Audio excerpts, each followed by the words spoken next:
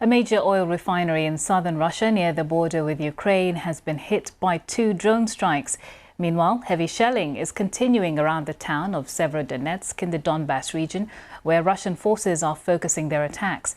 We also have an update on the number of casualties. The UK Ministry of Defence says the pro-Russian breakaway region of Donetsk may have lost up to 55% of its forces in fighting against Ukrainian troops.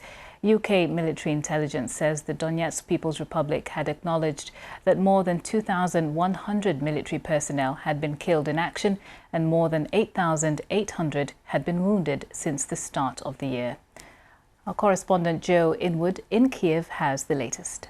So this new analysis from the British Ministry of Defence is really quite interesting. They say that the Donetsk People's Republic have lost 55% of the combat forces they started this war with. That's about 11,000 men killed or injured.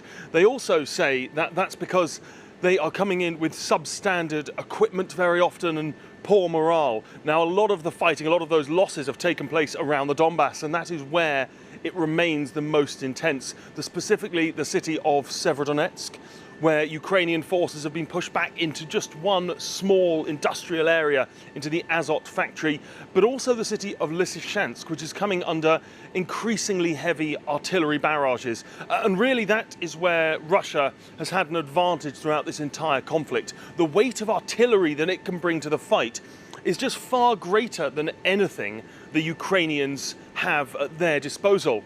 But there is hope today for the Ukrainians that that will change. There's been an announcement, it's been confirmed, that high-tech modern artillery pieces, 155mm howitzers, provided by the Germans, are on their way. Their forces have been trained in them in Germany over the last few weeks and months, and now these very high-tech, very expensive guns are getting to the front line. What they hope is that this is going to tip the scales in their favour and give them the possibility to compete in artillery terms with the Russians in an area where really they've been struggling so far. Joe Inwood reporting from the Ukrainian capital. The Russian authorities say they have changed the official address of the US Embassy building in Moscow, naming it after pro-Kremlin separatists in Ukraine. The Moscow mayor's office said the address would now be 1 Donetsk People's Republic Square, referring to the Russian-controlled breakaway region in eastern Ukraine.